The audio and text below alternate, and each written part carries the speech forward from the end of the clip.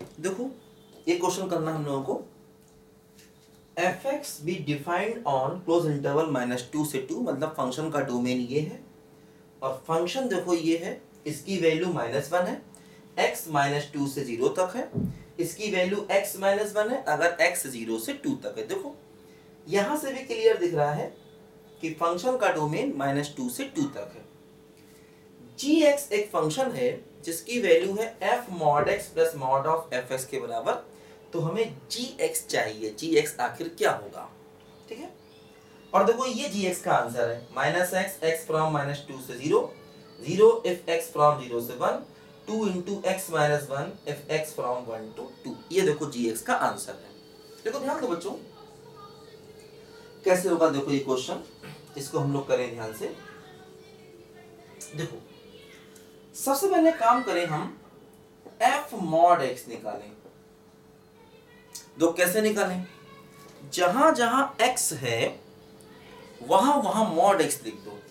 देखो जहां जहां x है वहां वहां mod x लिख दो।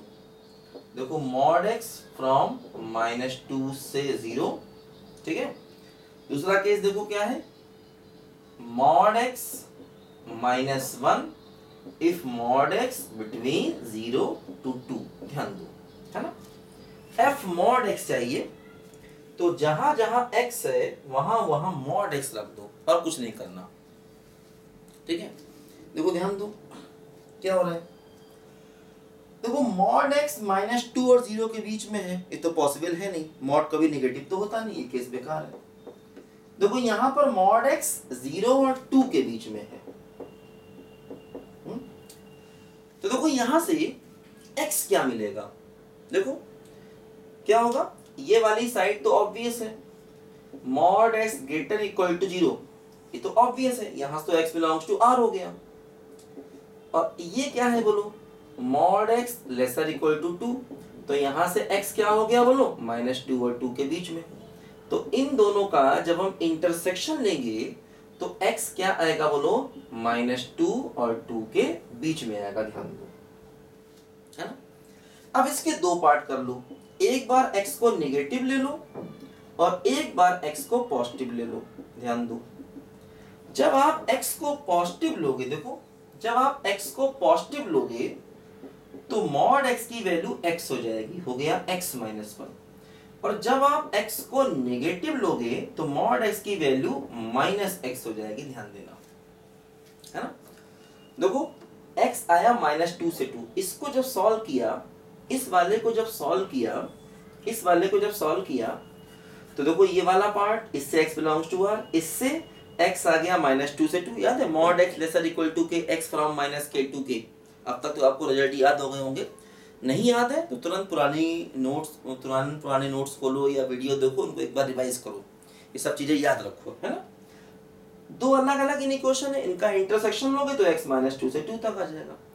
अब x -2 से 2 तक था, इसको फिर दो हिस्सों में तोड़ दिया, है ना। एक बार लिख लिया -2 से 0, एक बार लिख लिया 0 से 2, है ना। तो -2 से 0 में क्या होगा, देखो x नेगेटिव है, x नेगेटिव है तो mod x क्या हो जाएगा, -x।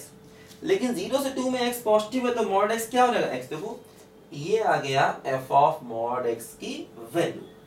अब देखो mod ऑफ fx निकालो, तो mod ऑफ fx कैसे निकालेंगे, देखो पूरे फंक्शन पर mod लगा दो।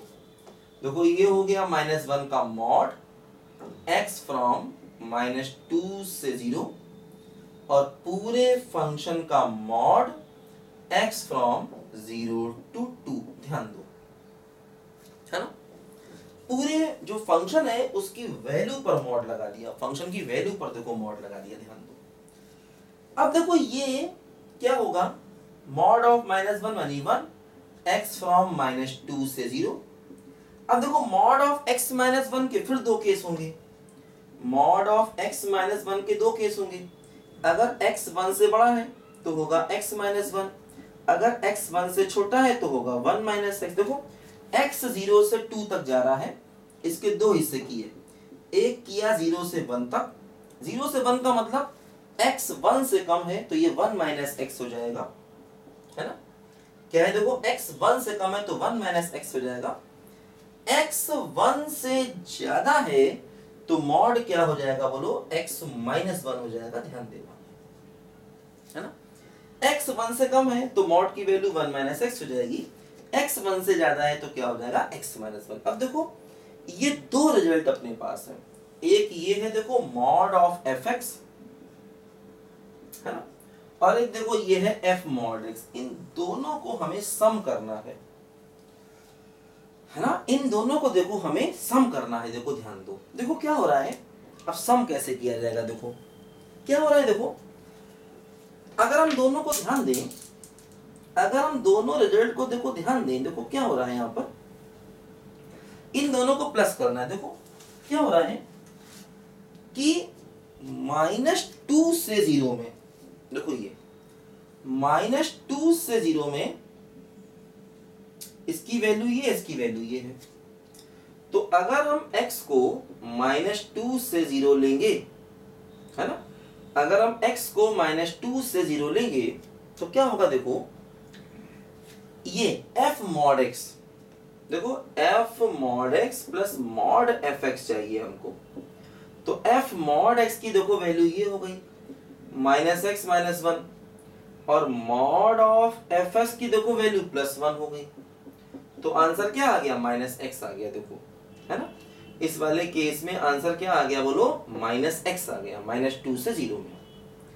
अच्छा अब देखो अगर 0 से 2 जाए तो ये अपनी वैल्यू को बदल रहा है ना, एक बार ये लिया, अब एक बार हम लेंगे 0 और 1 के बीच में, क्योंकि देखो ये फंक्शन अपनी वैल्यू को ब्रेक कर रहा है 0 से लेकर के, है ना, 0 से लेकर, देखो अब यहाँ 0 से 2 जाना था तो एक्चुअली इसको लिखना चाहिए x > 1 से 2, क्योंकि x > 1 का मतलब ही यही हो गया कि वो मैक्सिमम 2 तक जा सकता है, ठीक है। अच्छा अगर हम x को 0 से 1 तक लें तो देखो 0 से 1 में, अब ये तो देखो यही है x - 1, क्योंकि ये 0 से 2 तक यही है, तो 0 से 1 भी यही है, 1 से 2 भी यही है, तो 0 से 1 में हो गया x - 1, और ये क्या हो गया, देखो 1 - x हो गया, तो ये आपस में कैंसिल होकर 0 हो गया। तीसरा केस देखो x को ले लें 1 से 2 तक, देखो अब 1 से 2 तक लेंगे तो ये होगा x - 1, और देखो 1 से 2 तक लेंगे तो ये क्या होगा बोलो, x - 1, तो क्या होगा 2 × x - 1, तो देखो -2 से 0 के बीच में ये रिजल्ट आ गया, 0 और 1 के बीच में देखो ये रिजल्ट आ गया, देखो यही अपना आंसर है, 0 1 के बीच में 0 है, और 1 से लेकर 2 के बीच में देखो वैल्यू 2 × x - 1 है। देखो इक्वल का थोड़ा फर्क पड़ रहा है, जैसे देखो हमने यहाँ 0 पर इक्वल नहीं लगाया, यहाँ लगा दिया, यहाँ 1 पर इक्वल नहीं लगाया, यहाँ लगा दिया, तो वो उससे फर्क नहीं पड़ रहा। तो देखो जैसे 0 यहाँ पर इक्वल लगाओ या यहाँ लगाओ, देखो जैसे इधर से x को 0 रखोगे तो वैल्यू 0, और यहाँ से वैल्यू 0, देखो दोनों सेम वैल्यू है। इधर से x को 1 रखोगे देखो वैल्यू 0, इधर से x को 1 रखोगे फिर वैल्यू 0, तो दोनों तरफ से वैल्यू सेम आ रही है, इसलिए इक्वल कहीं भी लगाओ फर्क नहीं पड़ने वाला, है ना। देखो जैसे यहाँ 0 दोनों पर इक्वल लगा है, अगर हम एक जगह लगाए एक जगह ना लगाए तो फर्क नहीं पड़ेगा, क्योंकि दोनों जगह से वैल्यू सेम मिल रही है फंक्शन को। अगर हम यहाँ पर x को 0 पुट करते हैं तो फंक्शन की वैल्यू 0 है, और इधर से भी देखो x को 0 रखेंगे तो फंक्शन की वैल्यू कांस्टेंट 0 है। इधर से अगर x को 1 रखेंगे तब भी फंक्शन की वैल्यू 0 है, और अगर यहाँ से हम x को 1 रखते हैं तब भी देखो फंक्शन की वैल्यू 0 हो रही है, ध्यान दो, ठीक है। तो इसीलिए ये अपने क्वेश्चन का देखो इन दोनों को ऐड करना फाइनल आंसर बन गया, ध्यान दो, ठीक है। तो थोड़ा अपने आप में इंपॉर्टेंट क्वेश्चन है, आईआईटी का पुराना आया हुआ क्वेश्चन है, और आईआईटी ने इस कॉन्सेप्ट को कई बार बाद में यूज किया, इस कॉन्सेप्ट को आईआईटी ने कई बार अलग अलग जगहों पर यूज किया। अच्छा क्वेश्चन है, लिखिए सब बच्चे ध्यान से इसको करने का एक और तरीका है ग्राफिकल मेथड, उससे थोड़ा क्वेश्चन लंबा हो जाएगा, ऐसे करेंगे तो क्वेश्चन इजी है, क्योंकि इस तरह से क्वेश्चन और भी नए बन सकते हैं, और ये थ्योरेटिकल मेथड यहाँ थोड़ा इजी रहता है, ध्यान दो।